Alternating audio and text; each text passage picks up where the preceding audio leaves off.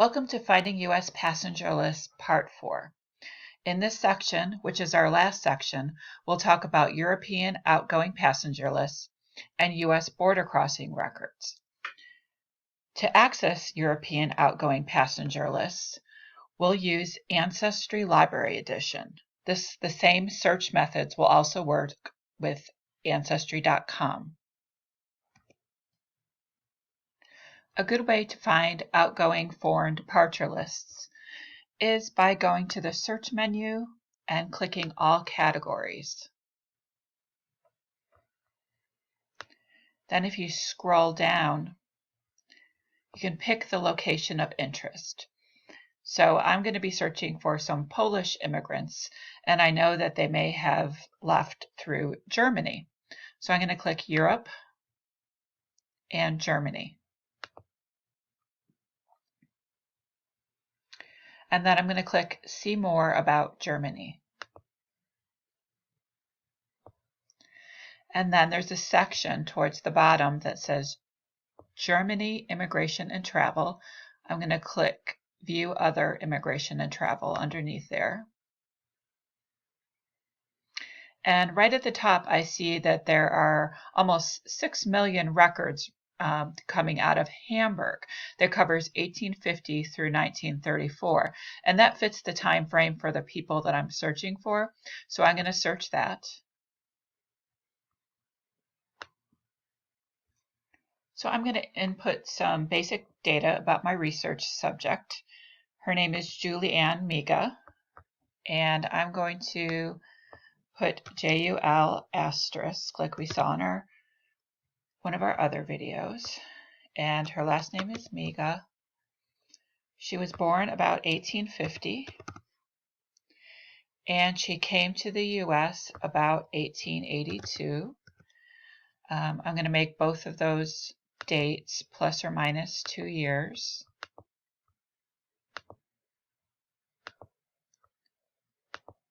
And I'm going to click search.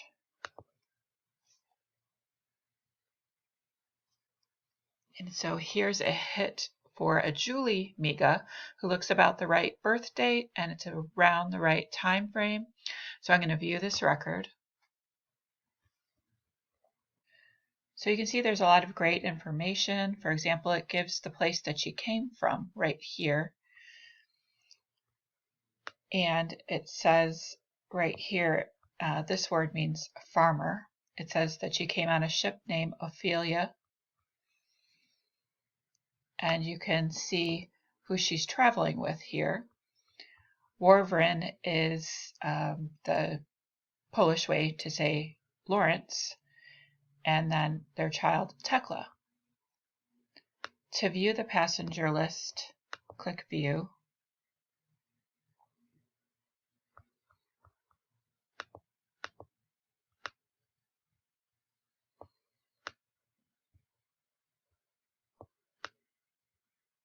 And here they are at the bottom of the page.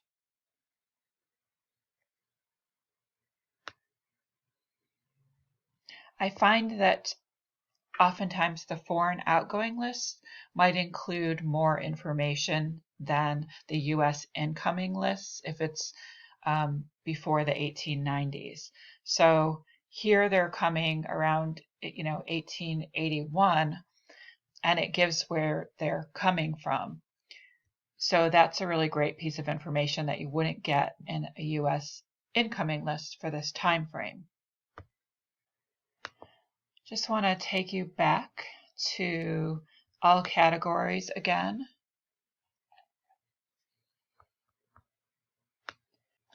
I wanted to point out that sometimes our ancestors might have come through Canada, especially for this region, because it might have been cheaper to come over through Canada, and there are some Canadian outgoing lists here. So if we click North America and we click Canada, see more about Canada. And then you can go again down to that immigration and travel section And you can see that there are Canadian passenger lists. There are some beginning in 1865 and they go up to 1935. So that's something that you definitely want to check. The next thing that we're going to talk about are U.S. border crossing records from Canada to the U.S.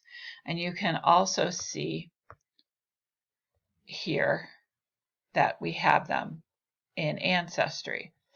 They cover from 1895 through 1960, but for the Buffalo area, they only cover from 1902 forward. So I'm going to click on that record set.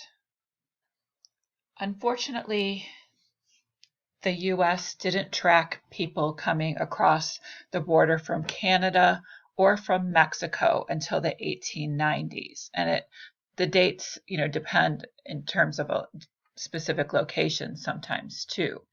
So if your people did come through Canada before the mid-1890s, unfortunately, there's not going to be a record of them coming into the U.S.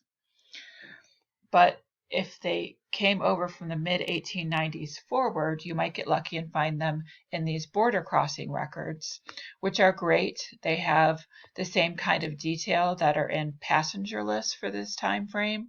So you'll learn about things like where they were born, who's their nearest relative in a foreign country, and we're going to see some detail here when I start my search.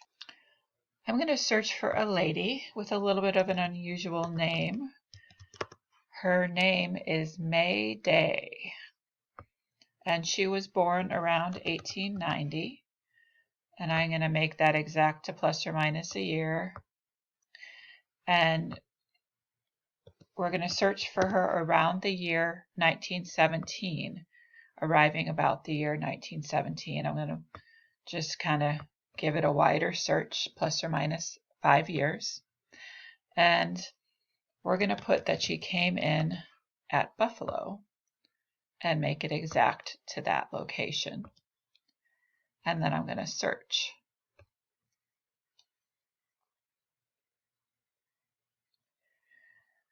So there's 2 records here that really interest me, and they look like they're from the same time frame. And that's common for these records. You might have 2 records. One will usually be a card that abstracts some of the information from a passenger list, and the other will look like a passenger list. If you hover over where it says View Records, you could see which is the passenger list and which is the card. So first I'm going to look at the one that is the passenger list. I should also tell you that these folks crossing the border, they could have been crossing by ship, they could have been crossing by train, they could be coming in on an airplane, they could be walking on foot. And the people on the border crossing records are they're not American citizens crossing back and forth across the border. These would be immigrants coming into the country, or they could be U.S. resident aliens that go to Canada and then come back into the U.S. They could also be visitors, foreign visitors. So I'm going to look at Mayday's record.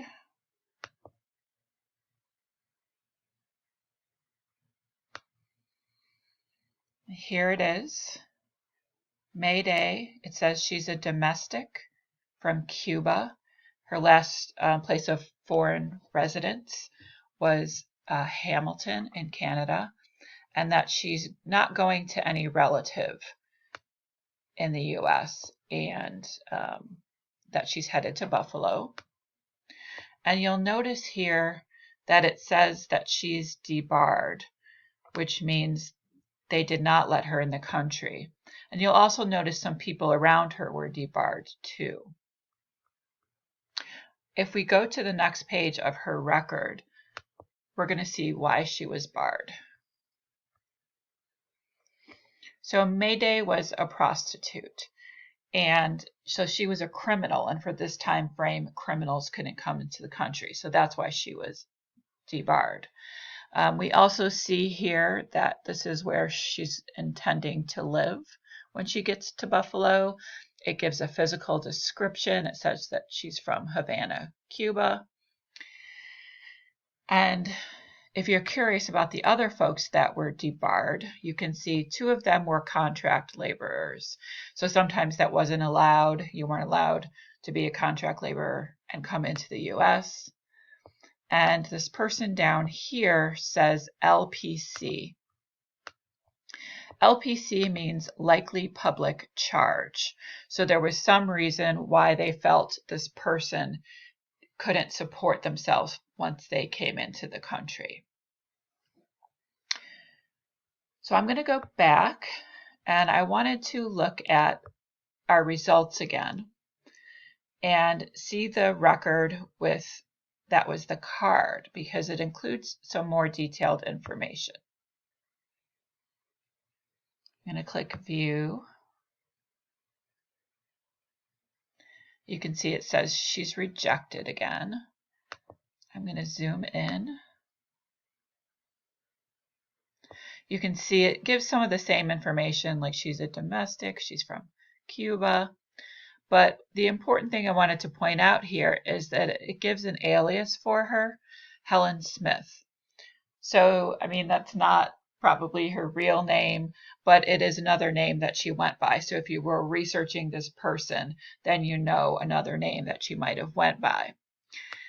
There's usually information on both sides of the card. So if we scroll over to the right, you can see that there is another card. They are usually upside down, but you can rotate in Ancestry. So there's the little toolbox, and you can rotate to the left a couple of times and see what it says here. Again, we see she was rejected. It says LPC and prostitute, and it gives her alias here again. The last thing that I'm going to show you is a little bit of a case study. So I talked about in the first video that we have some great books that index different passenger lists. And one of the sets that we have at the library, it's for Irish famine immigrants that came during the potato famine. And on one of the lists, I just found this curious entry. And it said, "You, Bootby, born at sea, that it was infant." You means unnamed. Now I wanted to see, because it doesn't seem like, the infant is by a family, and I was just curious. I wanted to see, where's the family for this child? What might have happened? So I looked through the list, and I found a family, a John Boothby family, and his wife Eliza, and they have a few young children here. So I felt like this is probably where the unnamed child belonged because of the ages of the other children and the last name. And so I wondered why isn't the child listed here. And one thing you want to take into consideration is the condition of the record. And there are these kind of blank spots, especially over here when Ancestry digitizes the records. Usually they try to optimize them, and there may have been some tweaking on adjusting the image quality, which may have, it could have possibly wiped out a name that was written here. And also, you want to make sure that you look, through the entire list. So in that book, the child would have been listed right below these folks that are at the very end of the list, but you can see it's the bottom of the page. These last 2 people were added on at the end. These 2 were stowaways. And I looked beyond this page, and I didn't see the child listed. So I wondered, what is up with this? And one thing you should always do when you're looking at those books is you want to make sure to read the book's introduction, because it will tell you where they got the information from, so the original source of the records, background to those records, the scope of their indexing. Sometimes these books, they say Irish to America, but what if they didn't index every single Irish person? What if it was just a list that was heavily Irish? I've seen that in certain books. They give tips on the research subject.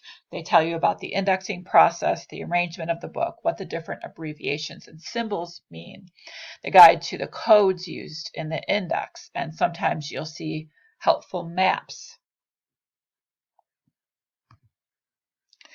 So I read the book's introduction, and it told me that the lists used in the transcriptions were the original paper passenger lists, which were located at Temple University in Philadelphia. So I wondered, is it possible that there was another page which was not filmed or digitized? Ancestry would usually use the microfilm to do these types of records, to digitize these types of records. So I contacted the National Archives. Actually, I should say I contacted Temple University, and they said they no longer had the lists. They said that they sold them to a historical society in Philadelphia, and I contacted that organization, and they told me that they didn't have those lists either. So I thought, they originated with the National Archives, so maybe they went back to the National Archives. And I called the National Archives, and they said they didn't have the original lists. They didn't know where they were or if they still existed anymore, but they had the microfilmed records. So I wondered if they could check for me to see if there was a page maybe that didn't get digitized in the Ancestry database, and they checked the list on microfilm, but they did not see the unnamed child listed. And they did some research for me, and they found someone named Arthur Boothby, who was born September 22nd, 1850 at sea. And the parents were John and Eliza Boothby, which were the names of the parents of that family that we saw on the passenger list. And this is the time frame that they came to the U.S. So we discovered that there was, in fact, a child named Arthur Boothby who was born at sea to that family. And there's also some census research that was done where you can see this family over the years. So you always want to make sure that you check book sources too, even if you don't find them browsing page by page through the microfilm or through census records, because you never know. Maybe the book was a project like this where it used the original passenger lists and somehow something went missing for the microfilm process. That's everything I have for you today on finding U.S. passenger lists. I hope you learned a lot from my presentation. We would love to hear from you in the Grosvenor Room if you have any questions, and we would love for you to visit us when we reopen. Thank you.